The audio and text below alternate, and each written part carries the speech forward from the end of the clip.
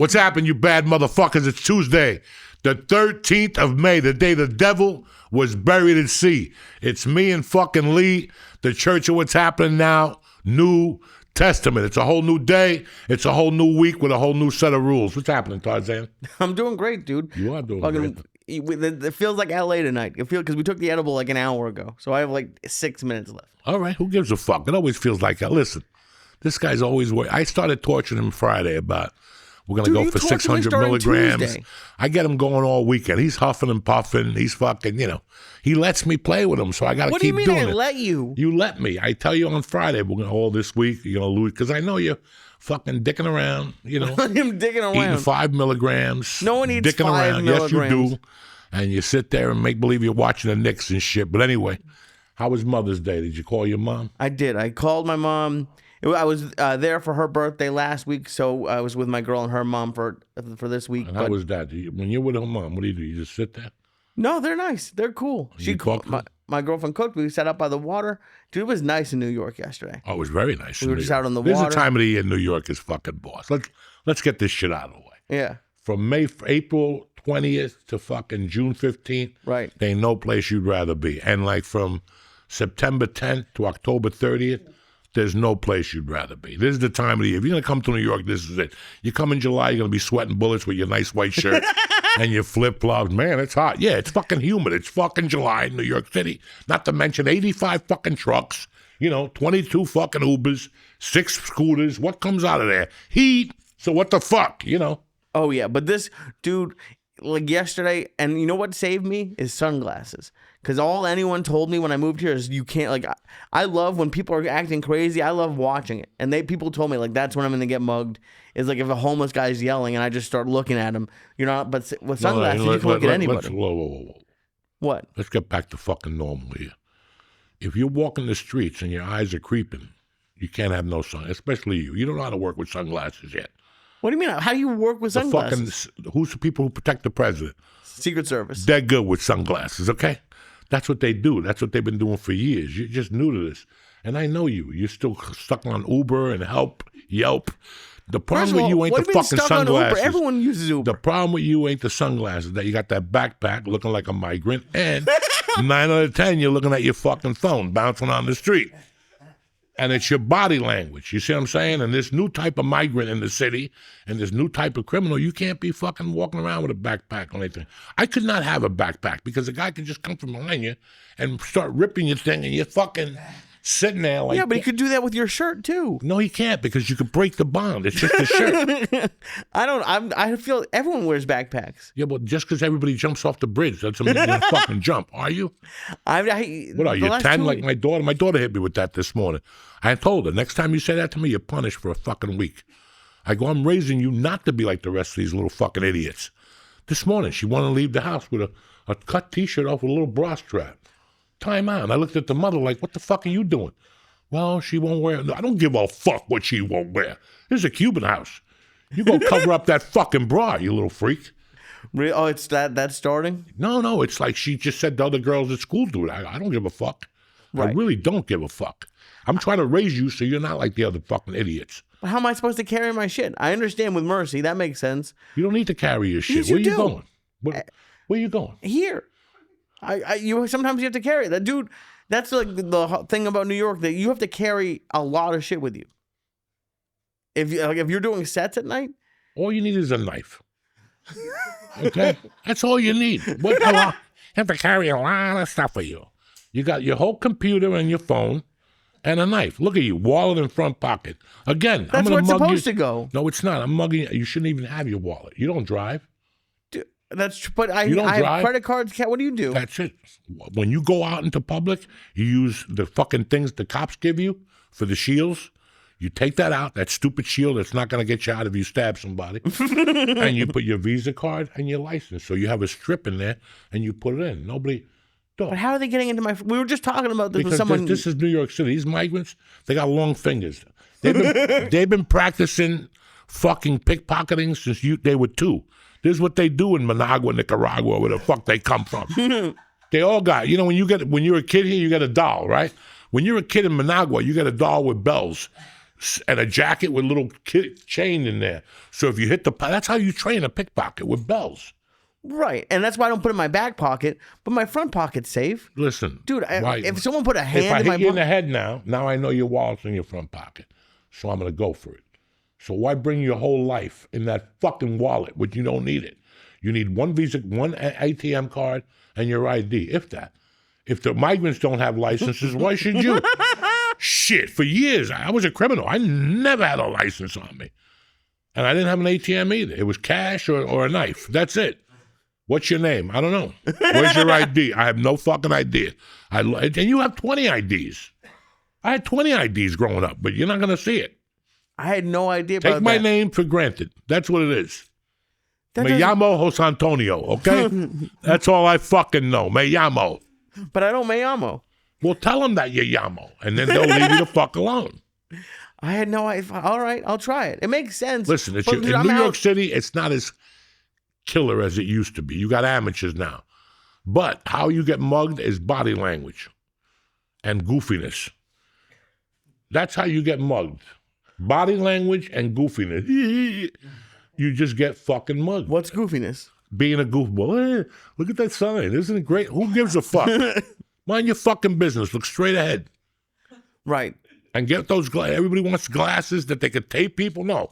Get glasses with little windshields. Like fucking a car so you can see what's coming up behind you. That's how you got to live. It's 2025. You got to be prepared. These people stab you in the back. They go with knives, these migrants. And I shouldn't be just blaming the migrants. I got to be blaming everybody in New York City. I'm sorry. I'm sorry to the migrants for me to be fucking hawking on you, but I'm trying to take Lee under my wing here. He thinks this is fucking Orlando. You know, you're just walking down the street. I have to be honest. I don't think I've seen one migrant since I've been here. I don't know where you are in New York. Do you see like these I see them everywhere. Migrants? I see them on Channel 11. I see them on WPIX. That's where I see them. And what are they doing? They're just walking the streets looking for momos that carry their wallets in their front pockets. Okay. Didn't they mug a fucking cop last week? Yep. Did they not? I mean, am I the only fucking one? Today I got a call from a friend of mine. Hey, man, I'm flying into Newark. I'll be there Wednesday, and we're leaving Saturday out of Newark. I go, are you a fucking idiot? He goes, what are you talking about? I go, you don't want to fly into Newark. He goes, yeah, but we got the tickets a month ago. I go, dog, I don't give a fuck if you got them a year ago. Do you know what's going on in Newark? He goes, no, what's going on? I go, you not put on CNN? No, I don't watch the news. No, what are you doing with your life? You're going to fly into Newark, get delayed 20? Listen, I'm letting you know right now. I ain't going nowhere to September 6th. I don't even get my real license till August 7th. That real ID bullshit. I don't even get it till August 7th. So wasn't the deadline like this week? Yeah, who gives a fuck? I'm not going to listen. You could still fly. It's going to take you an hour and a half, and if you fly to Newark, it's going to take you 19 hours. So you might as well fly to Philly if you're not going to have an ID. It's extra screening. They check you, but who gives a fuck? They're still going to let you fly. And they're going to enforce it heavy for 2 or 3 months. Now they're going to put Clear and TSA together. Yeah, they have that. For an extra charge now, right? Yeah. Right? Now they got you there. So now you can go on Clear. We don't have to take your fucking shoes off. You go to Newark, Clear is fucking packed all the time, and so is TS. Listen, summers are horrible to fly anymore. The last 5 years since the pandemic. This year, if you're thinking of flying out of Newark, cancel your fucking flight. Why go through that? Like I was telling Jim Florentine the other day, I'm old school. I get to an airport today, and you tell me my flight's canceled, you know what? Keep the luggage. Keep it. I don't even want it. Because that's another 4 hours. I got to wait here for the luggage to get shipped downstairs. So before that happens, keep the luggage. I got my sleep apnea machine. I got my weed in there. I got my license. I got a toothbrush. That's all you need. Have you thought about shipping your luggage down? A what? They like I did it once when I left LA. You can like give UPS your luggage and they'll just deliver it to the hotel and you send it back. That way you don't have to do shit at the airport. I don't know. But what about speaking of Newark, the air traffic controllers, they got time off because it was so stressful? Listen, if you're on a plane and I don't know where you are, that's one thing. But look, it's the other way around. If I'm sitting in a plane, the pilot goes, hey, the tower just turned off. We have no fucking idea where we're at. I'm scared. But if I'm in a fucking thing sitting there in a tower you can't even go through, why am I stressed out? But that's the country today. That's America now. We're all stressed out over dumb fucking reasons. that, everybody's stressed out. I don't know what to fucking tell you. Go to yoga. Get a Whoop watch. Exercise. Everybody's so fucking stressed out, and I get it, man. Times are rough. I'm looking around, man. Restaurants are empty. Yeah. Comedy clubs are empty. A major comedy club just bounced a check. Once you bounce a check, that's the beginning of the end, Jack. That's all I know. There ain't no coming back from that. You don't bounce a check by mistake, and especially a comedy club. That's a corporation. So keep telling me how things are great. You're going to jump up and down. Things are fucking rough, and they're going to get rougher. Dog, I'm an econ major, so out of habit, I look at things. I love looking at businesses and see what's going on. Restaurants by my house that 5 years ago would be packed on a Tuesday night, got 2 people in those motherfuckers now on a Tuesday night. It's a different fucking game. Well, what about that? We were just talking about the Knicks game. It was the most expensive Knicks ticket in the history of the Knicks. Okay, that's great. So you bought a ticket. There's one ticket in there that's $31,000, and you bought it like a jerk off.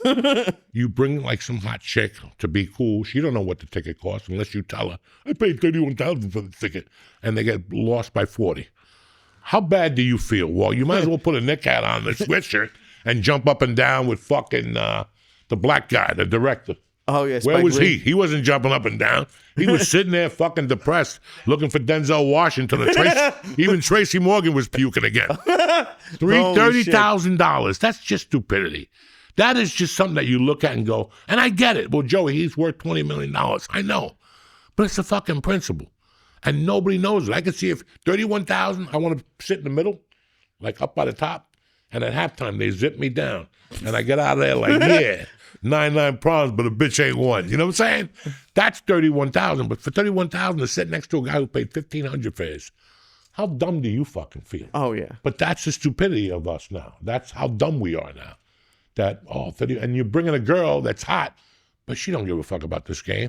Yeah, she got a little Knick hat on, like they do during Yankee season. Look at the Knick games. Look at the first 10 rows, and get back to me. They're not watching a game. Look. It's Denzel. Look, it's Artie Lang. Look, it's Christopher Columbus. That's all they're doing. They're not even watching the game. No. It's people, the people who watch the game, they're at home. Yeah. Because they know it's a bunch of fake Knicks fans all of a sudden that come out to show how much they love New York. And those idiots that get together and watch the game on the street behind a thing, get a fucking life. Get a life. Go find a tranny or something to hang out with. That you have to go to a fucking outside to a parking lot and look at a TV screen with 300 other idiots and jump around to show you're a New Yorker. You want to be a New Yorker? Look at Rich Vos. Motherfucker always got a knife on him. That's a New Yorker. And we'll be back, cocksuckers. What's happening, beautiful people? Uncle Joey here. Listen, going online without ExpressVPN is like putting all your passwords on a billboard for everybody to see. Keep your stuff on lockdown with ExpressVPN.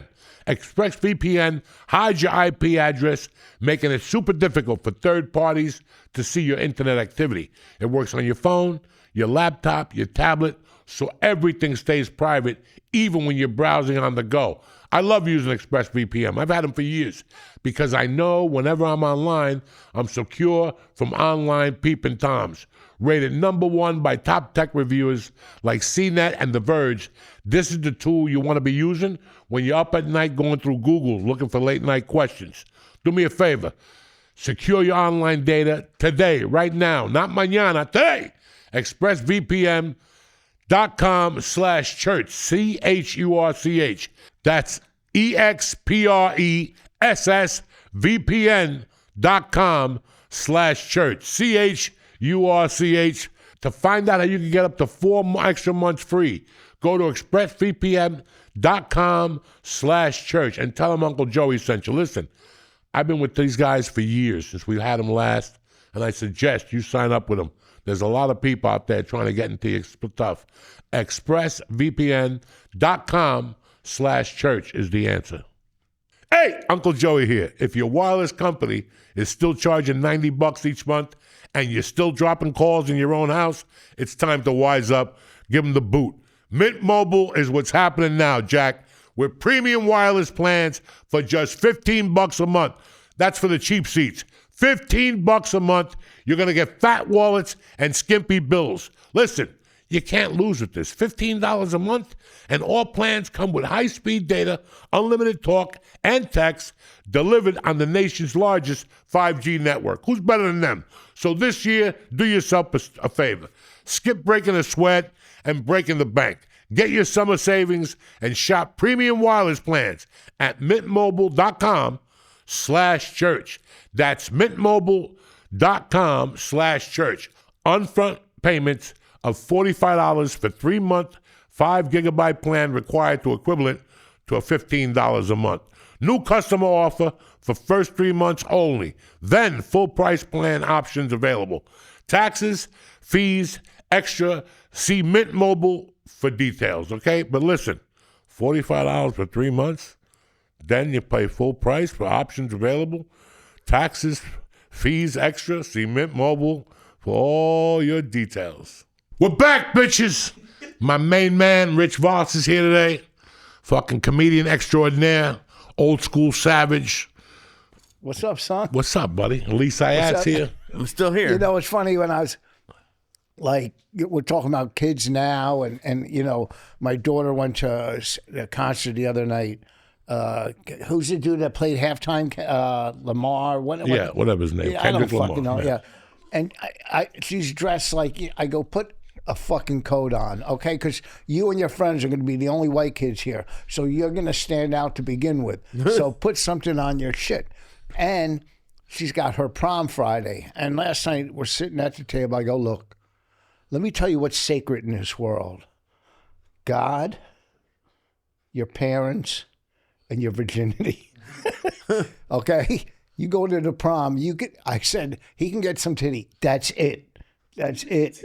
He said, you can get a little titty. I told her, he can get a little titty. That's it. So, what was her reaction to this? Let me tell you, I got older daughters with kids, and I told them the same shit. You know, they didn't listen, but still, you got to carry the message. You know, you're 17, you're good looking, little titty, move on. See what I'm saying? I am shocked. Why? I am fucking shocked right now. What? I didn't even know what to tell my daughter. I wouldn't even fucking know. I would not even know. You know. Yeah, well, you're Virginia. But you're not gonna grind them, because then they'll want to be out there being freaks. It's like Catholic girls. Yeah. When they went to Holy Rosary Academy, they were all nice and shit. And when they bust out of there, they become fucking animals. Catholic school oppress girls, them. Yeah, you can't oppress them. No, like that either. I mean, you know, my kid is good. She's smart. She hangs out with other kids. But, you know, prom night, they're getting a house, 15 dudes and 15 girls, you know. They rented a house for the weekend. You know, listen, I didn't go to a prom because in 11th grade, I raised my hand to go to the bathroom, and I never came back. I just walked out. I said, fuck this. This ain't for me. But so I didn't really go to a prom. I went to some graduation parties, you know. They didn't know. But I never went to a fucking prom or any of that shit, you know. And she's going, just, you know, why couldn't, you know, it's so much easier if you have a boy. You know what I'm saying? So much easier. But not as meaningful. No, it's not as fun. It wouldn't be I know. the same for me. I mean, I love a boy, you know. Yeah. I would love anything. I don't give a fuck at this point in the game. But I think with girls, especially guys like us, Yeah. first off, God doesn't put a girl in your life unless you did something really bad. I got 3 of them. As a kid, okay? That's why when I was 13, I knew I was going to have daughters. I just knew it. God's going to fuck with you. He's going to make you pay for everything you said, everything you do, whatever. And then after, like, I came to that realization, I became better with women because I knew I'm going to get, and sure enough, 2 fucking daughters. And, you know, and it's like I tell people, it's tough to be a racist when you have a daughter. You know what I'm saying? Listen, especially when your oldest one's married to a black guy. And they got the cutest little Puerto Rican baby. Is that what Jews and blacks make? Yeah, Puerto Rican babies. This kid is fucking the coolest. I FaceTime with him and stuff. But I have 3 daughters, yeah. But they all grew up. You know what? They all grew up great. Because like you, my ex-wife, myself, were in my kids' lives. You know what I mean? We were involved. I would go to all, and every time I call you, You're at I went to all my daughter's games. I was in the stand yelling and screaming, because I had money on the games. But still, you know what I mean? These kids better cover. But,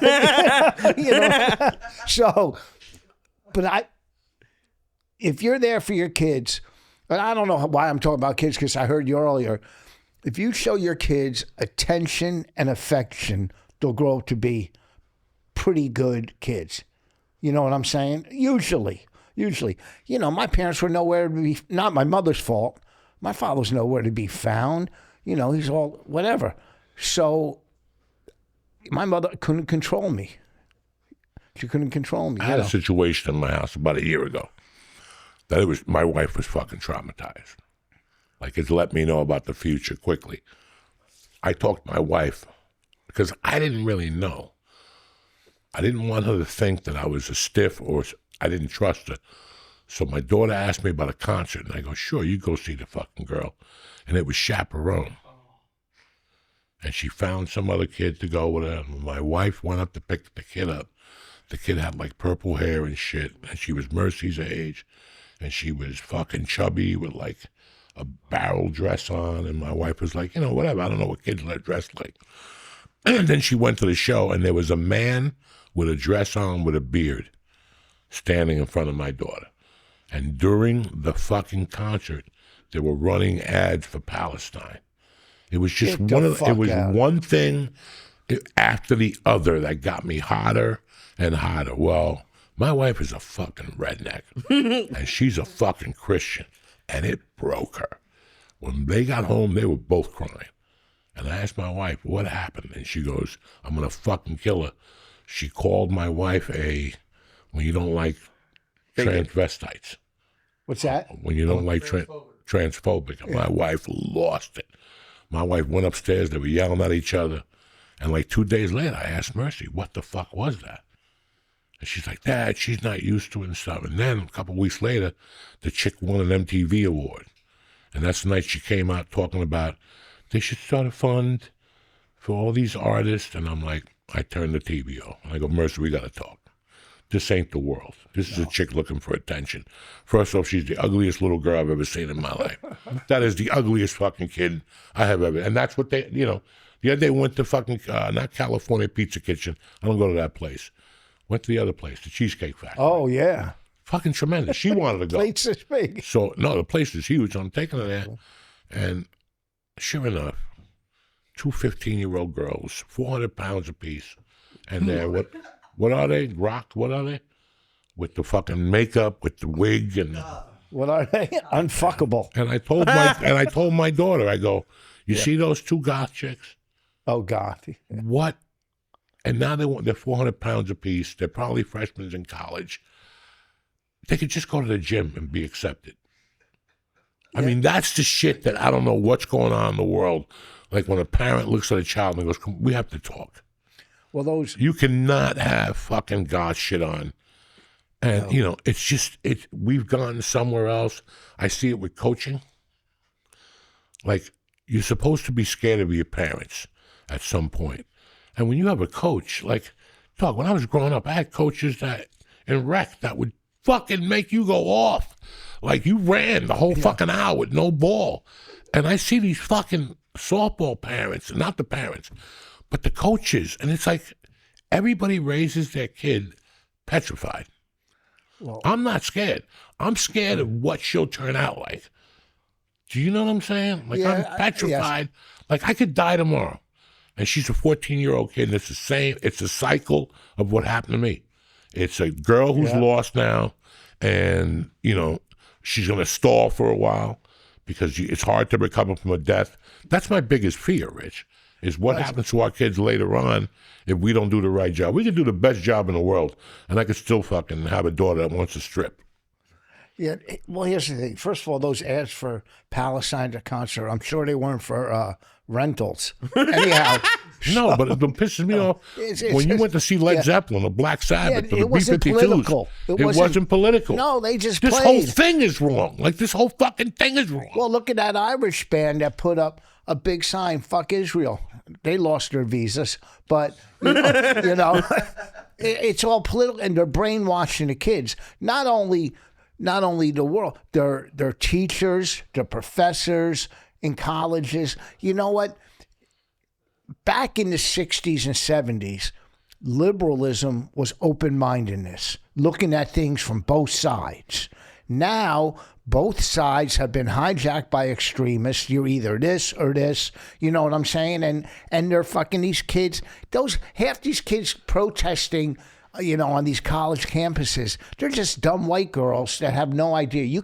They have no idea about history. History, American history, more or less, foreign history. So I don't want to get into politics, but they're all being brainwashed right now, these kids. They're being brainwashed. And I told my daughter, you got to make your look at things from both sides, make your own decision, hang out with white kids, and I'm just fucking around. When I was 18 and 19, politics was the last thing I was thinking about. Me too. And again, even if Chaperone would have put up pro-Israel stuff, and I would have been at the show, I would have said no. No. What the fuck are you doing with this shit? And and like I told my daughter, I'm happy you don't fucking listen. I stopped playing her in the fucking car. I don't mind the fucking Irish chick, Billie Eilish. Yeah. I don't mind those bitches. Saw with tea, but that fucking show, I can't take that, and I don't want that in my life. I don't want that in her fucking head, and I don't want her to have that type of behavior in her head. It's fucking lame, and it's ruining fucking kids. And you got to say something at some point and go, hey, no, it ain't going to work. That's true, though, but if it said pro, none of it. I don't want to. I don't want to hear about none of that shit. The last concert I went to, I was in Arizona, and the club owner took me to see Springsteen, right? He didn't do any of his political shit. He just came out, did almost, 4 hours or something? I don't know, whatever he played. He killed. It was a good concert, and I left. There was no, stopping and talking about this or that. Just play your fucking music and let me get the fuck out. That's all. If you had a good listen, I look at these concerts online. Do what? I look at some of these concerts online. I wouldn't stay there. I wouldn't go to half these concerts. It's just embarrassing at this point. I haven't gone to one. No. I don't know that you went and had a good time, but like half these guys now to the touring, it's like, come on, guys. I didn't really have. Come on, guys. Like, stop. The dude that took me was a real Springsteen fan, and he's singing, and he turns and sings to me. What the? You're a dude. Don't be fucking singing to me. Turn the fuck around. Sing out that way. I'm not from the Jersey side where Springsteen was king. Yeah. I'm from the Jersey side where Ted Nugent was king. Yeah. And if you like Springsteen, it wasn't going to be a good afternoon. Well, I was more. It was not going to be a good afternoon. I liked Southside John. I was more of a Ramones guy. I like the Ramones. I like the B-52s. Yeah, but the Ramones were fucking. I loved the Ramones back then. Whatever. Springsteen.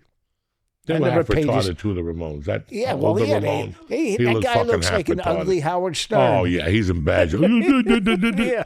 Go away, please. I know. That's punk music. That's ugly. I'll tell you. Go away. Leave me the fuck alone. I was a big fan because they were from my hometown, Parliament Funkadelics. Oh, I like. I was a big Mothership Connection. Yeah, that's they all were from good. Plainfield. A couple. I was going to see those motherfuckers in '95 in Boulder. Yeah, they were coming like once a month. And that was a great fucking show. I like all that stuff. I wish I was in town. They're playing down at Asbury Park. Yeah, they're doing something. God damn! How old is he now, though? Oh, George Clinton. He's got to be 80. Old. I think he's older than Biden. His hair must smell bad now. Oh yeah. That fucking pachugi, whatever they put in their hair, to fucking 83. Keep those dreads. That's not bueno. He's about to be 84 in July. Relaxer. No, that's not relaxer. That's. Remember when I went to prison? That was big. Everybody had the jerry curl in prison, and they would have to wear a shower cap. Oh. In the daytime and shit, they would have to wear a shower cap. And I'm like, I can't handle this. I'll show you a picture later. My hair I had a big afro. So did I. Did you? So did I. I'm from North Bergen, and with the humidity, it really goes off. Well, so I had you. I had an afro, curly ass hair, and then I went to New York, and I went to this hairdresser because I wanted a shag, like the carpet? No, like it was like feathered, and so I went to this place. They cut my hair and hot combed it. And I had the nicest shag until it first time I watched it, and that shit shot back up to an afro. I had a shag for 2 days. And when you were a kid, you don't understand that. Like, what the fuck this guy to do my hair? I got to figure out this magician trip and shit. This shit was nice, man. I went to school like David Cassidy. But, you know, back to my black high school with my afro. So you're from Plainfield? Plainfield, yeah. Jesus Christ. And that was rough in the 80s and 70s, dog. Kids used to come to in high school, they carry guns to school. In high school, I remember Willie, he pulled out his gun and his friend said, don't fuck with, to me, they go, don't fuck with him, he's cool, right? Like, I never got fucked with because I grew up playing sports and, you know, smoking reefer and selling, whatever. Even the gangster, Earl, if you owed him money, he took you to the park and made you strip, and he threw you in the pond, and they fuck you up naked, you know, beat your ass. He used to take people for a ride. He owned 2 deuce and a quarters, all right, 2 Electra 225s. Big drug dealer. Loved me. I just grew up amongst that. So, but dudes in the late 75. Our school was terror. It was terror. I'm telling you. Like, one day, me and my friend, because we were in Plainfield, we go, let's go up to Watchung and look at some white girls. And we drove up to the school, and we're walking around, and the principal came and goes, look, I know you two aren't from here. Go back to wherever the fuck you're from. Just get out of here. Was he black, your friend? No, white dude. We went to just go to How another many school. white dudes were there in Plainfield High in those days? It wasn't a lot, but... Like, they had a high school reunion, so I went just to show, you know, see some old friends and shit. I didn't sign up. I just, you know, was at right by the bridge, by the mall, by my house that year. So my wife came and met me there, and it was like me and 3 other white guys. She didn't believe I went to a black high school, and she came to the reunion. She goes, "Oh, damn, you were right," right? And Roxanne was there. She was so fine in high school, but you know, we're older now. But I saw dudes so I did like 10 minutes, 15 minutes. They brought me on. The same Muslim motherfucker with his bow tie was still Muslim, right? Same people. And Gerald was there. He used to sit the bench for the basketball. You know, I was fucking with dudes. I went to school. It was so much fun because, you know, these are dudes I grew up with since 5th, 6th grade, played sports. They were all there, and they're fucking, I mean, pimped the fuck out. They look, you know. What were the bad schools down there? What's that? Pensauken, Camden, yeah. Plainfield, Malcolm X Shabazz was a bad school, East right? Orange. West Orange. Well, one year they flipped the North Bergen bus, the basketball bus. Did they? I think freshman Christmas tournament. They flipped the North Bergen bus. Well, Plainfield won the states in basketball this year. Plainfield won the states. They win the states every fucking They're year. fucking, yeah, I mean, Plainfield. And then it wasn't Passaic maybe was bad.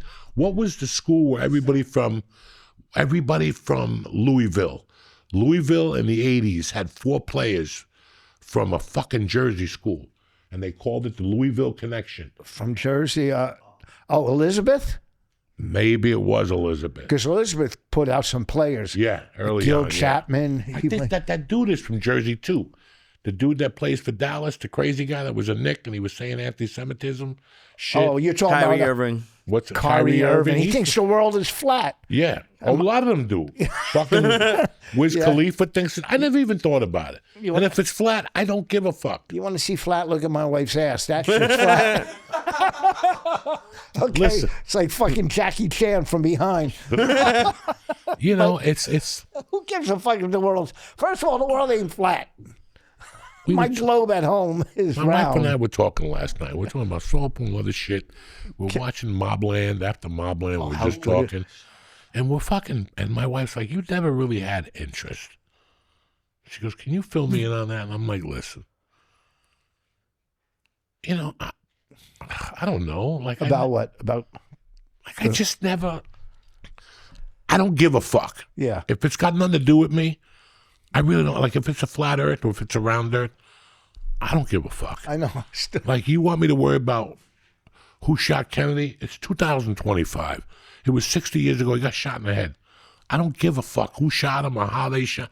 I've always been like that. If it had nothing to do with how we're going to put $5 in our pocket, it's got nothing to do with me. Yeah, that's true. I mean, I don't know. And it's like some people have distractions in their life. I fucking don't even let distract. Like and people get mad. Like a couple weeks ago, I went on a couple podcasts and I spoke about that shit. I don't care about Epstein or Diddy or none of that shit. It has nothing. Like, I just don't have time to even think about that stuff. My life growing up was fucked up. I got comfortable being uncomfortable. Me too. I got being uncomfortable. So I have my own shit to deal with, whether it be anxiety, getting sober, raising a family, my own shit to deal with. Now I'm dealing with a lot of other shit. I'm not dealing with it. I'm just being affected by it from outside issues. You see what, because of my religion. But it's not personally affecting me because I'm, you know what I'm saying? I'm not in college or I'm not, my job isn't, I know what you're saying. Just I worry about my kids and my not friends, even my older, my friends. Family. Yeah. It's like when I see somebody on TV like, oh yeah, we're having a benefit for blind kids. And they invite people over to their house and they cater and they put this big shadoo on. But meanwhile, they got a cousin who needs fucking money. Yeah, I never understood that shit. You got people in your circle, but you want to help, and it's like, I know you do it for attention. At the end of the day, it's for fucking attention. So people come over and go, oh, he's such a good person. Yeah. And at the end of the day, nobody gives a fuck. It's just like, as long as you have food there. Somebody's birthday on Facebook. Nobody really gives a fuck. Yeah. You know what really bugs me is those people online who they'll go find someone like a homeless guy or whatever, and they'll give them money and they'll they do it nice. They're in theory it's a nice thing, but they have they're interviewing a homeless guy. Here's the thing: first of all, donation is not supposed. When you donate, you're not supposed to let people know because it's self-serving. Donation is like I never let people know that I send money to St. Jude. That's between me and St. Jude because I send money to St. Jude. They're the only legitimate one.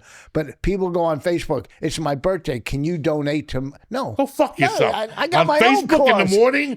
Nothing bothers me more than that. Donate to. Go fuck yourself. I gotta go to the car and get my wallet to say happy birthday.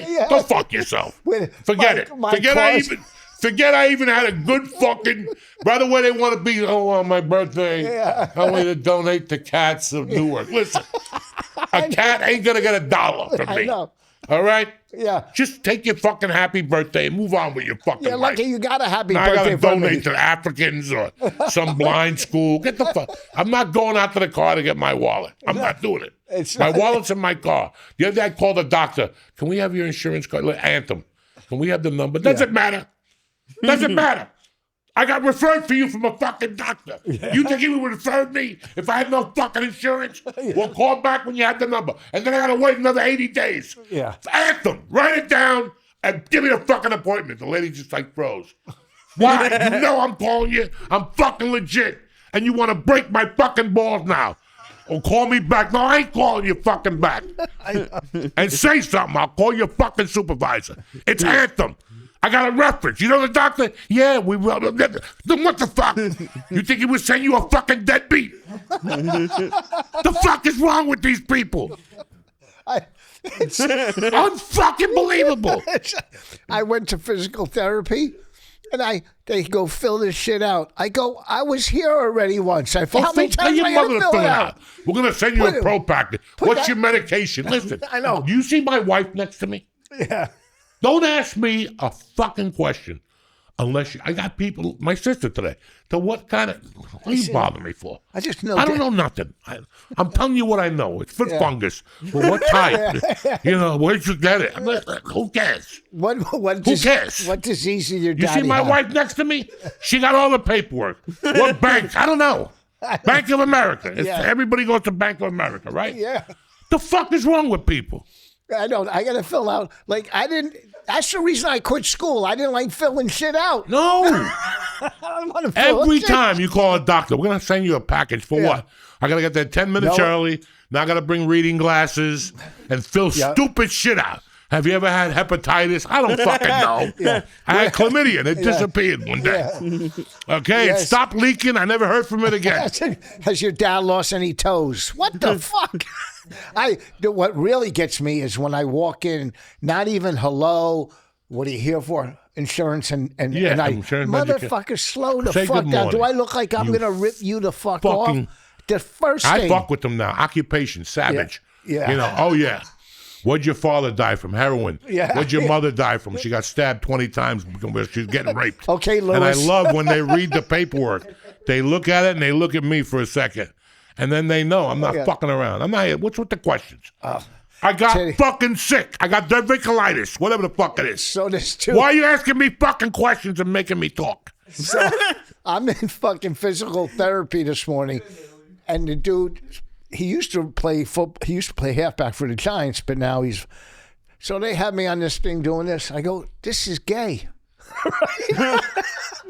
I go, I laugh at people in the gym doing this 30 minutes. I got to pay $80 to do this. Come on. Get up, Mongo. Let's do this right. Bend the fucking knee. Let's go. They did the same shit to me, too. I know. Massage me. Make me come. Do something. Yeah, I'm not $88. Insurance don't want to cut it. Then they want to Michael needle me. Like, a little fucking needle. It's like fucking a little... whatever, with the little dicks. It's just a little fucking needle, a little Filipino dick. I'm fucking they around. shut up with one of those little fucking gumball dicks. Yeah, this is going to change your life. It ain't going to change my fucking life. Listen, give me the jap with the long fucking needle. That's what works. I'm fucking around with rubber bands. How do these people react to you saying this? I'm just imagining like a 22-year-old kid. I'm done, guys. I'm 62, and I've earned this fucking right as an American. I pay taxes. I was a felon. I did my time. I paid taxes, and I fucking deserve better treatment from medical and all these fucking idiots. And you got to call them out from time to time. If not, they'll keep fucking with you. Well, they keep fucking with you. Why do I have to go get my insurance card? I told you I got insurance. That's all you need to know. Anthem. ANTHEM. That's it. What's the number? I don't know. 21963. Do the fucking math. I don't fucking know. Now I got to go play 219. You get so like fucking like I'm not into it no more. Like I'm just not into it no more. I'm done. I've already lived through 4. We already took down People's Express. I took down People's Express in '84. It's 2025. Yeah. And MCI. I took down Discover card by myself. Let me tell you something. I took Discover card. They sent me those checks, those blank checks. Remember when they would send you the card, but then they send you those blank checks? That card was cut up, and I still was using those checks. I would have it show up with a feather with blood. Yeah. How much? When I had my painting business, I feel bad. I gotta hook these paint stores. Used to give me paint on credit. Anytime you gave me anything on credit, you never saw me again. You ain't gonna see me again. What the fuck is wrong with at the bar where I went to? They had me on the sign with the absolute deadbeat list because I was passing bad checks. You know, what the fuck? They took them. That was a Sunday. Like Sunday, you woke up with no money. I got checks. I got money. You know what I'm saying? Sunday's a good day to write a check. Nobody can check them out. You're in there buying fucking, give them a couch. Fuck it. This is why they ask for your numbers on the phone now. Fuck you. Let me tell you, checks were like money, man. Dog, I used to work for this company in Fairview. The guy was a scumbag. It was like a fucking, he was a carpenter's helper. It was $7 an hour. And I would go and he'd go, the first 2 hours you don't get paid because it's in the car. He would just do douchey things. I still remember a couple times not having lunch money and him not even offering. Like he just did a bunch of douchey things. And then he was supposed to meet me one fucking Friday. And he never showed up. It was like a $60 check. I was living with George. I go, George, drive me down to this guy's house. I just kicked the back door in. I took his Dom Perignon and fucking Magnum. I took a bunch of shit. That's right. He had like $180 to go. I took George drove me to a couple places. Well, I said, George, I'll be right back. I just kicked the fucking door down. Well, I tell you. No, allegedly it happened. It was 40 years ago. They can't fucking take me to court now. He had a roommate that wouldn't give him $200. I stole his car stereo and the government check he got. and cashed it. I'm And not cashed bullshit. it like a motherfucker. I was working for this club, this guy that booked rooms, right? That's when I first, and he got kicked out of his house. So he had all his shit in his hotel room, right? And I was working the hotel. He booked the room there. So this motherfucker, after my show, didn't have my money. I went and took his TV, right? Not his TV. And I come home with it. My ex-wife goes, "Oh, so you working for a microwave next week?" But that TV lasted 8 years. I took his TV. This carpenter didn't pay me. I took his Sawzall, whatever. It's a, expensive saw. Listen, just give my fucking money. I don't want to have to steal your shit. I don't do it now, because I'm getting paid. But back in the day, and even if you did pay me and left shit around, I go, you didn't pay me enough. Dude, I forgot you had a painting business. One of my favorite things to watch online is when they don't pay a contractor and the contractor destroys the shit that they did. Yeah. That must feel so good. Well, and I say this on stage, but I was fucked up. What I would do is I would go to the garage sales and I would buy like these old golf clubs for like $5 a set, rusty old golf clubs. So then I go to a coke dealer. I go, give me $1,000 on credit. I'll leave my golf clubs as collateral. I said, don't sell my clubs. So come Friday, I owed everybody in town money. And I had an old Dodge pickup truck. So I would have my workers paint my truck with house paint. So I had a different color. Dear Vos, he had a red truck. That's shutter green semi-gloss. I would paint my Dodge truck. I would paint it different colors every week. And then I was fucked up. This is my life then. Not now. People would pay me, for Benjamin Moore paint. That's good paint. And I had the Benjamin Moore cans. So I would go buy the $5 paint and pour it into the Benjamin Moore cans, then show up at the house with Benjamin Moore with shitty paint in it. I'm driving away, the house is already peeling and shit. But I made amends to some people, said I'm sorry. I was back then. And their house is still shitty. They said that story. They still missed the wall. Yeah. Man, I'm thinking of writing another book. Yeah. And I have a couple of ideas for different books, but one was, and it would be embarrassing. It would be the life of an addict. Yeah. And some of the shit, I said it all, but there's some shit that you think of and you go, what the fuck was I doing that day? I still remember dumping an ounce of coke in a bathroom hotel in Denver, and for hours kneeling on my hands and knees, just licking the side of the bowl. And you wonder what the fuck is wrong with me. Underneath, because the water threw the coke up, so the coke would turn brown on the toilet. And I would just take it and put it in my nose for hours. Why'd you dump it? You thought somebody was coming? Okay. I was living in Boulder with my girlfriend at the time, and I got a call one night. She called me. She goes, your friends are in town. They're at the airport. They're waiting for you. So I got in my car and drove to Stapleton Airport. And when I pulled up, the guy's like, bro, I know who you're looking for. Those 4 gorillas, I put them in a cab and I sent them to the strip club, the real popular one. No. This is in Denver. So it's a big one in Denver. And I go, okay, something Charlie's. I took the cab. I walk in. Everybody's dancing to strippers. My 4 buddies have a stripper surrounded. They're throwing her up in the air. I'm like, oh, my God. So I'm like, what are you guys doing? They go, we got a hotel across the street. We got 4 ounces of coke. And I'm like, what the fuck? And they're bringing strippers over. But he bought a whole block there was 4 of them. And he bought a whole block of hotel rooms upstairs. I don't want to say his name. And fucking, we were up there for like 2 days. And they got so paranoid, they were hiding the coke. You know where you take the tissue paper out of the wall? When you wash your hand, they were taking the tissue out and hiding it in there and closing the tissue. And so they had 6 bathrooms with the coke hidden in those tissue compartments.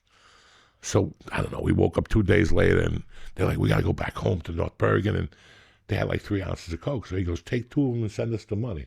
Okay. Yeah, good. Sure, I'll send you the money tomorrow. This will be gone.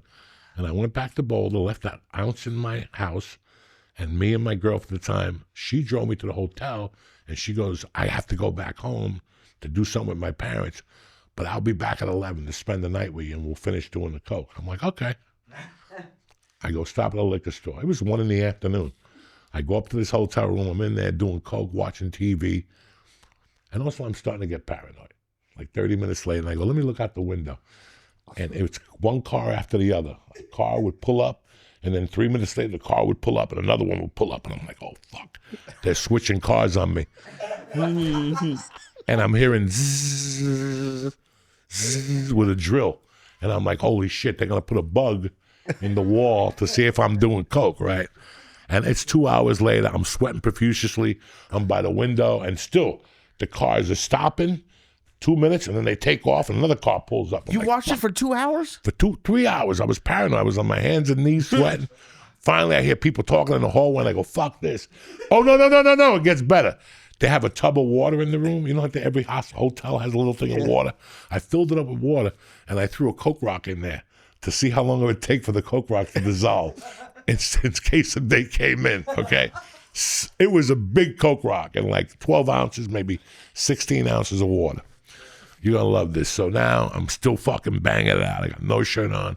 I got like, you know, like when you order the porn, but you don't have enough money, so the porn would come in sideways, so you'd have to jerk off on your back and catch like little things. My dick's not getting hard, the whole fucking thing. I'm going through an hour of this, and finally I'm hearing people coming up steps. I'm like, the DA is here. I'm looking out the window, cars are pulling up and then pulling away, and I took the fucking what I had, and I dumped in the toilet, and I flushed the toilet, and I could see the coke going down. And we were like, and after I dumped it, all the drills stopped. Everything fucking stopped, right? So I'm just staying there for hours, and I'm just licking the coke off the fucking thing for hours. And my phone's ringing in the hotel room. I'm not answering it. And finally I go, fuck, I'm thirsty. And I go and I grab that water with the Coke rock. Now I'm talking to myself at this point. I'm so out of it. I'm like, you know, I got to get my life together. I got to go back to church and shit. I drank the water with the Coke in it, and my voice disappeared. I started talking like Mickey Mouse.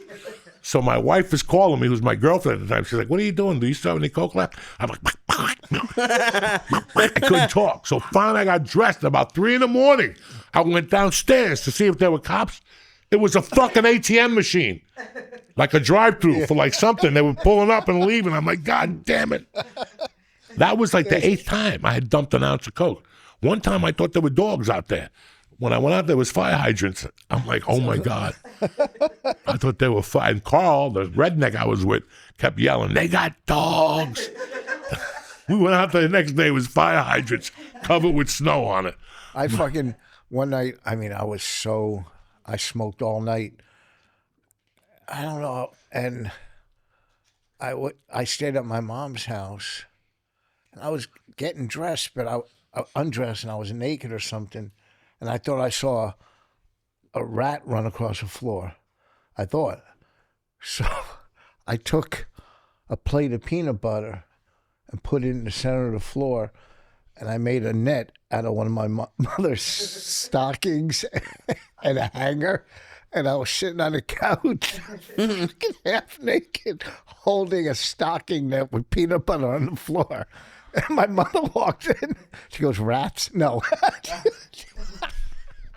I mean, the shit that goes on in your head. I'm so glad that... I don't know. I'm sure you, but I'm on borrowed time. I should be dead from the shit I did. This is fucking... It's amazing that I could sit here, laugh and talk, about some of the crazy shit we used to do. I bought my friends go, get me an 1/8 of Coke. So I got them an 1/8 of Coke. And they go, we'll be asleep. Shove it under the door. Shoved it under the door. I made 5 trips going back that night with the fucking hanger, pulling it back. Taking a little bit out, putting aspirin in there. Oh. By the time they woke up, there was maybe, a speck left. I would, man, it's just, Coke fucked up people. Like, if there wasn't Coke in the 80s, it was just pot or alcohol, whatever, I'd probably have like a regular life. Coke fucked everything up. Everything up. Fucked it up. Like, I wouldn't even snort anymore. to me, that was like reading a book backwards. I'd be at a party, you want to snort coke? What are you wasting it for? Shut the fuck up. I'm not snorting it. But, you know, after that bottom that I had up in Boston or wherever the fuck I was, whew, it was a bad run. A bad run. You know, I'm thinking about where Nikki lives now. That building was a fucking war zone. And we had friends that lived in that building that they would get so fucking paranoid that they would tie a string around their wrist and tie the string to the doorknob. So if anybody came in, they could hear the wrist. And let's even get deeper. Your friend, God rest his soul, used to put parachutes on his cocaine because he lived on the 30th floor. So if the cops came in, he would throw the coke out the window and they would land down on the floor with little parachutes. And he lived on the 30th floor. He got so paranoid that he greased his balcony. So if you tried to climb through it, he would fall off. Oh, fucking die. That's when you're fucking paranoid, when you grease the balcony. So if Spider-Man just happens to be in the fucking neighborhood, because everybody thought that you're going to fucking kill him. When you were high, you thought people could climb buildings. Oh, my God. I was in the halfway house, and I got a furlough. And my in-laws said he could furlough here. They were really Catholic, so they put me out in the trailer. And it was the dead of summer. And I went in the house. I stood with them till about 9:30. I couldn't wait. I started yawning like 9:30. I had an 8-ball waiting for me outside with like a case of Lone Brow. And it was really good coke. It was 80 degrees that night. I remember being in there at 4 a.m. and seeing people with white, dressed in white, with the trees all had snow on them. And they had the fucking rope with the machine gun in one hand. And they were going down. And fucking, I'm like, oh my God, I'm throwing the coke away. It fell that day. It was all over the floor. So I'm like a Vietnam vet, pretty much crawling, bumping into an 8-rock over there, going, oh boy, there's another one. I stayed on the floor for like 4 fucking hours. And then I sold coke in a halfway house. And that's where I really saw Paranoia. There was a kid that called into the podcast, Alejandro Rea. I loved him, Mexican kid. I would give him an 8-ball of coke and he would shave for 12 hours. He would do what? Shave. The next day he wouldn't have no skin left. Like you could see where all this and all this was different than his skin color. Because he would sit in the bathroom all night with a towel on with shaving cream, shaving, snorting coke. The fuck? Dude, we've been doing the podcast for like 13 years. I've heard a lot of coke stories. And it doesn't sound like fun. Listen, man. When you're fucking in it, you're in it. Yeah. And you think you're having fun. Like it's really, people say, what's that definition of insanity? Yeah. Doing the same thing over and over with the same results. Expecting different results, yeah. You know, I still remember like buying coke just to get paranoid. Like hiding under my bed. I still remember nights when I left 3 different hotel rooms. Like go to a hotel room, sit down, snort a line and go, we got to get out of here. And drive a mile to a hotel next door and get another room and sit in there and go, we got to get out of here. I did all that crazy shit. I would do it and it'd be 3 a.m. I'd be sitting outside my mother's apartment and I would just walk laps around the block to try to walk it off. I wouldn't walk outside. I walked and you could hear my footsteps. It was so quiet. People were going, what's this guy doing? Walking, the cops, what are you doing? I go, just exercising, But you would do it just to come down from it. Like, I'm so glad. You can. The fact is, if I did it now, I would die with all that shit in it. That shit in it. I would just die. Yeah. I just know that. Well, I have money too. I just know that I would drink a Budweiser and do a line. First of all, I had the opportunity this year. It's going to be 18 years I haven't touched that shit. And last New Year's, I know when people are doing it. I'm a comic. I go in the bathroom and I hear, I know. And it doesn't bother me or affect me or make me relapse or anything. But this last New Year's, I went to a party after New Year's that I wasn't really supposed to be at. And I went in there anyway. And they were snorting coke right in front of me. And I go, you know what? I'm going to sit here and watch this theater like people watch me. It's a theater of pain. Oh, They don't even know. That's why, if anybody should got Academy Award, it's Boogie Nights. When the two chicks are talking in the bedroom, and she goes, "Do you want to go for a walk?" And she goes, "So do I." And she goes, "Not really." And they're doing it fucking, it was a perfect cocaine conversation. They hit it out. Julianne Moore, she's having a fucking thing in there with the skinny chick that used to bang that dude from the store. Heather Graham.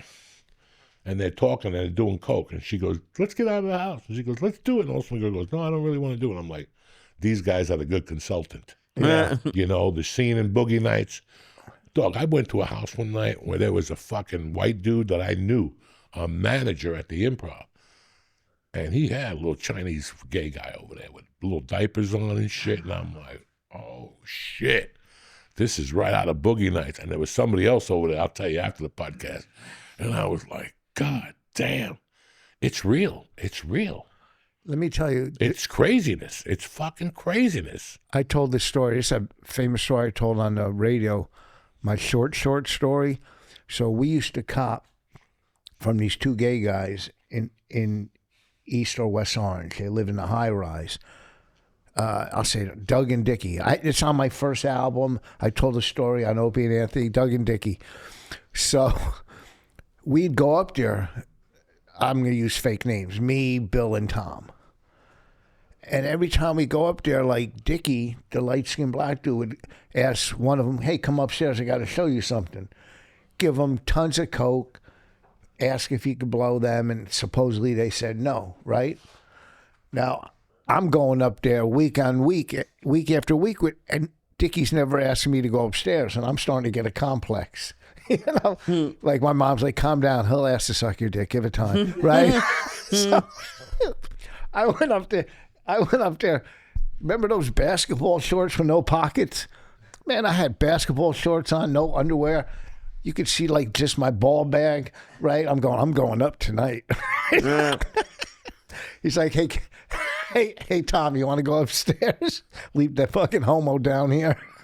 Basically, like that's how ugly I was.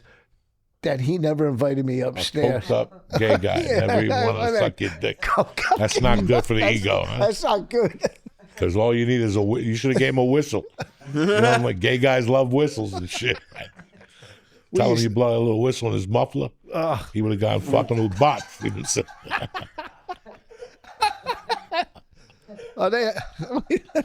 there's no one who loves gay guys more than Joey, and you invent sexual stuff for them.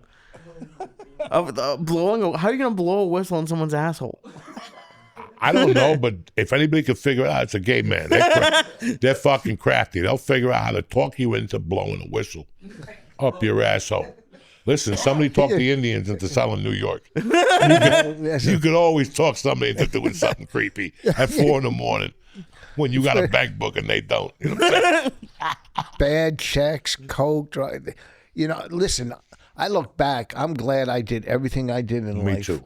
Because it put me where I am now. You know what I'm saying? You know, you are where you're at when you're supposed to be there. And, you know, that was just my life, all the shit we did. But we did have fun.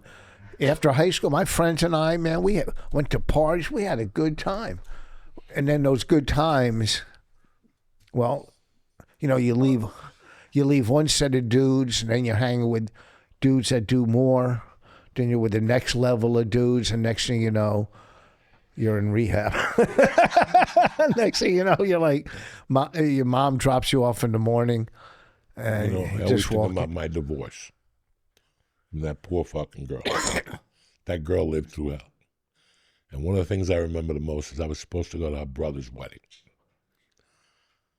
I was supposed to go to brother's wedding about a month before. This is when I was crazy. I'm still crazy, but I was real crazy. That, like 2 weeks before that, I bought an ounce of coke that was so good, and I was such a junkie that I gave it to a friend of mine to hold in the safe. And I said, "Do not give me this till February, whatever, the day before the wedding. Do not give me this. Even if I threaten you, do not give it to me." And something happened. I never bothered him. And the day before the wedding, I went over there about 3 p.m. And I was supposed to take a flight at 6 a.m. to take me to Denver, and then the car would pick me up and drive me to Boulder for a wedding. I had a dog then. What was his name? Hercules. I had a dog. And about 4 in the afternoon, I just started doing a couple lines. One line led to another. About 7 o'clock, I said, I need a cocktail. I went, I said, I could buy a bottle of tequila, but I'll buy everything now. A case of beer, a case of this. I was by myself, guys. Then it was midnight. Then it was 5 in the morning. And that dog wanted to go out to pee, and I wouldn't let him. I'm like, you ain't going out there. There's the boogeyman's out there, Hercules. And I went straight, like I didn't go to the wedding. The phone kept ringing. I didn't leave the fucking house. I didn't let the dog out till Saturday at midnight when the cops came. I was calling the cops on myself. I was like, there's somebody out there. The cops would come around. You know how many times I called them that night? 3 times. Every hour on the hour, I called them, there's a burglar out there. And the last time they came, they're like, Joey, put away the bag.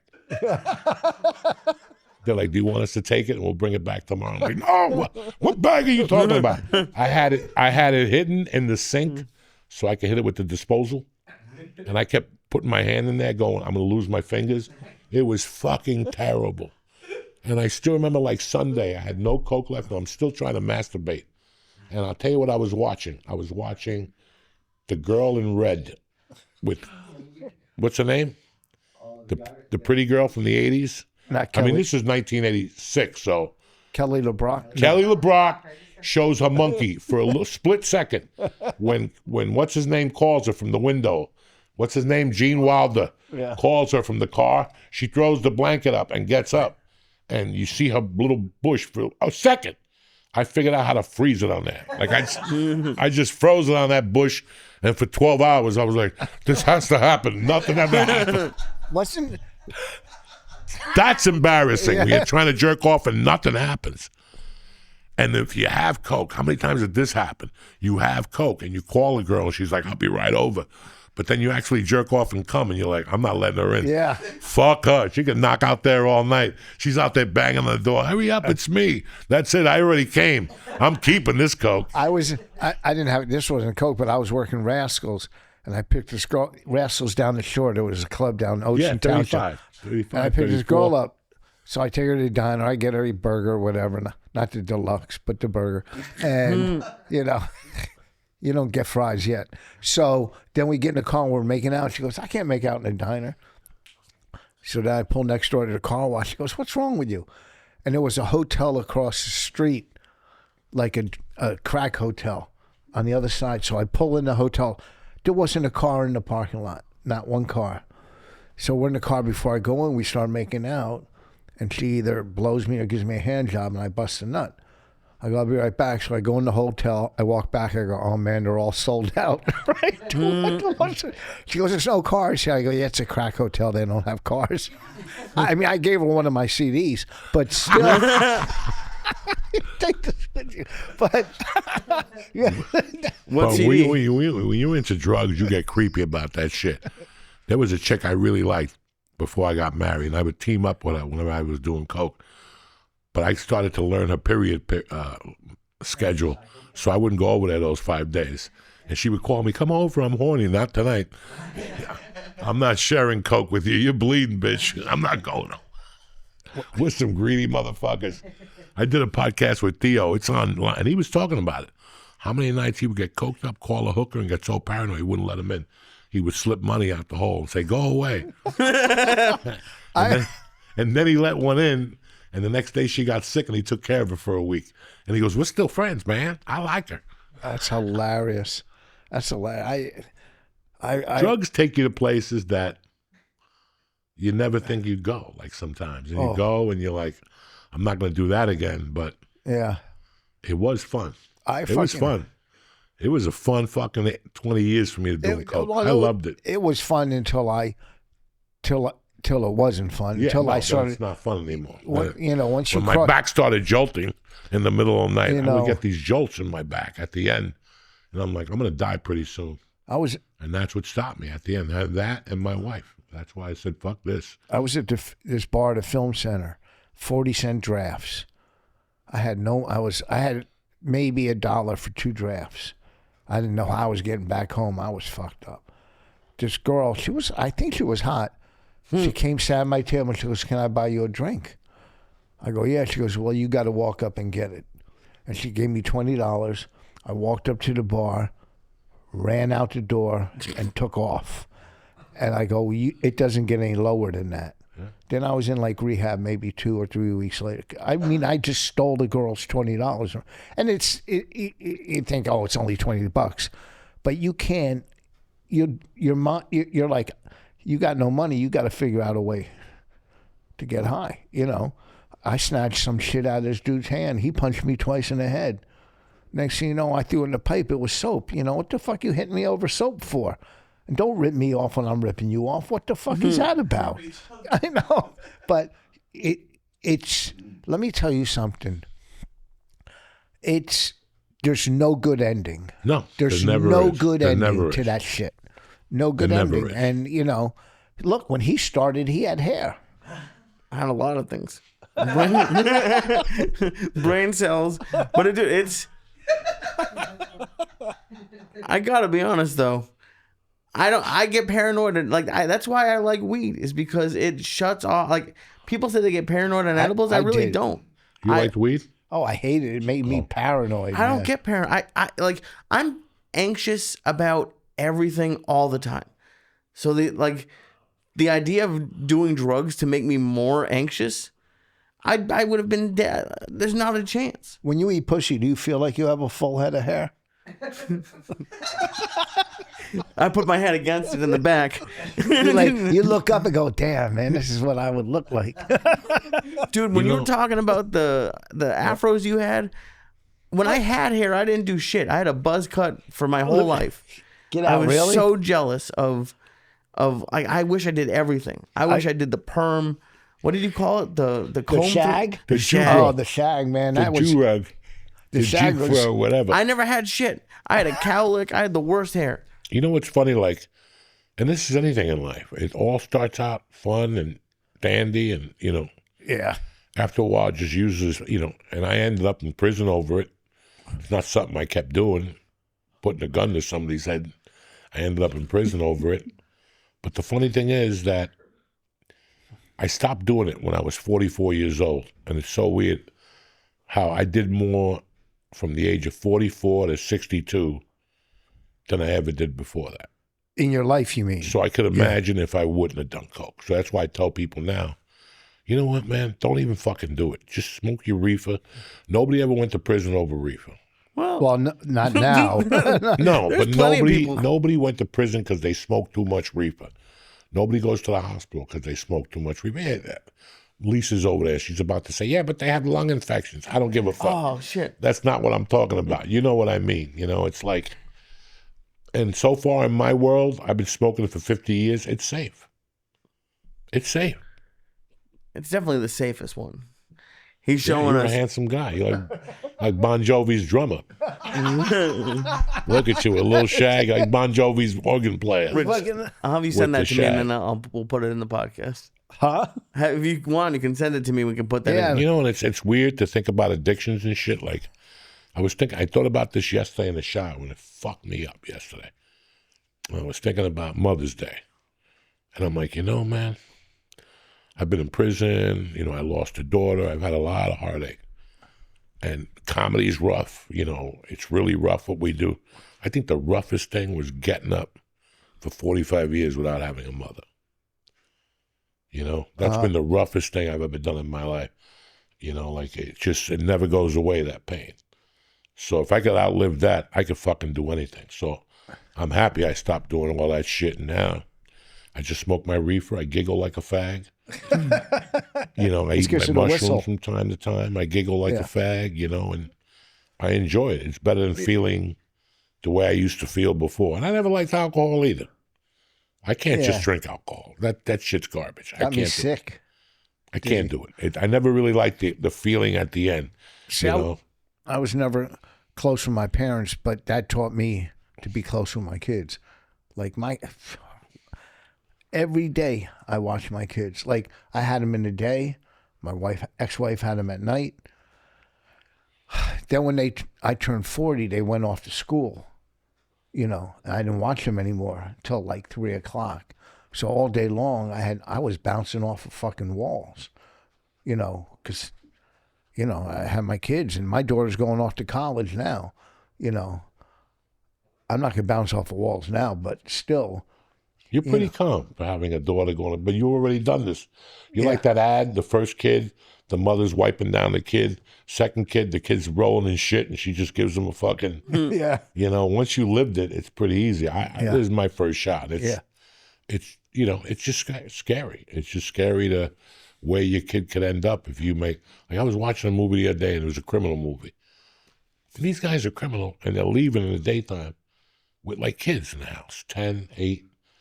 When I was a criminal, the best thing about your life is you don't know if you're coming home for dinner. You just don't know, you know. I can't imagine getting arrested now and calling my daughter and going, I'm not going to be home for a month until my bail gets lowered.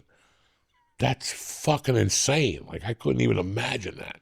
So many kids now grow up like that, though. You know, I mean, they're, what the fuck? I couldn't, I don't know. I don't know what I was going to say, but it was good. I had some serious fucking. I'm happy that. You know, man, when you do what we do, when you do what anybody does, you've realized that you get busy, and I get it with parents that make a lot of money and shit, and then they start getting nannies, and you know what, man? I always wanted to be there. And I'm happy now that I could be at the softball games. Yep. I wait for her at 2:45. That means the world to me. For me to be home when she gets off the bus, and I'm outside. I'm not inside fanning my pussy. I'm out there with attention, looking at that bus driver going, thank you, cocksucker. Yeah. And, and I make her sit outside and talk to me for a minute and check the mail. You know, I put her through all that shit. And I tell my wife, I go, I don't want to go home. The time I got in trouble was when I would go home and my parents would be home, because I would look. I would peep, look. And you find shit that you're not supposed to find. And I don't want her to go through that. No. So come home at 2:45, feed the fucking cat, eat your fucking lunch or the late lunch, and do your homework. And I sit downstairs, and if she needs help with the homework, I go upstairs until my wife gets home. And I fucking enjoy it.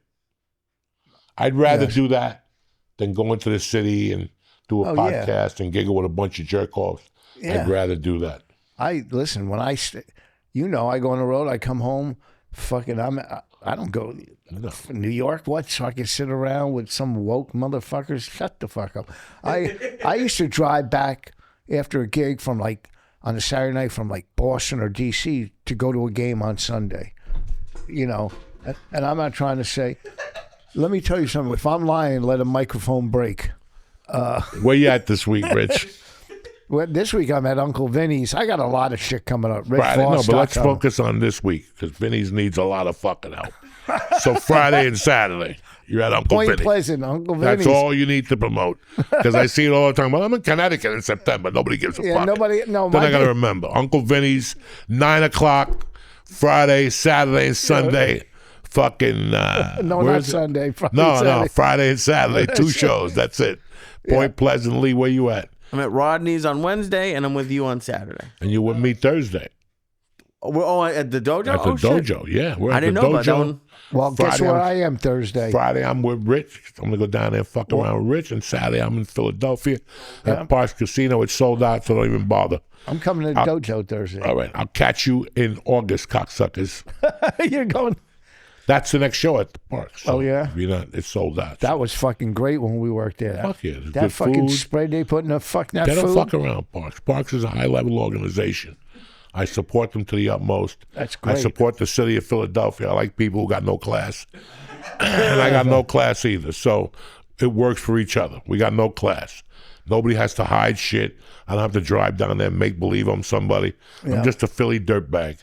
I'm going to go down there and go to Merlino's cheesesteaks, eat some of that gangster shit on Saturday, and that's it. From there, I'm going to shoot over, do the show, and I'm 42 minutes away. And we added a special guest. Rachel Feinstein will be there Saturday night. Nice. So we're rocking the motherfucking house. So she's funny. She's funny, and she's a good egg. Yeah. She's a very good egg. So I'm happy Parks you came on today, cocksucker. I used to park cars at the London House in Denver. At Denver? In Denver, when I lived in Denver. I never knew you lived in Denver. Just for 2 months, and then I couldn't get any coke, so I came back home. You should have gone to Boulders, where you get Boulders. You know what I'm saying? Mr. Lucky's. Thank you for coming on, brother. Thank you for having me. Thank you, Lee, cocksucker. You were Love you, okay buddy. today.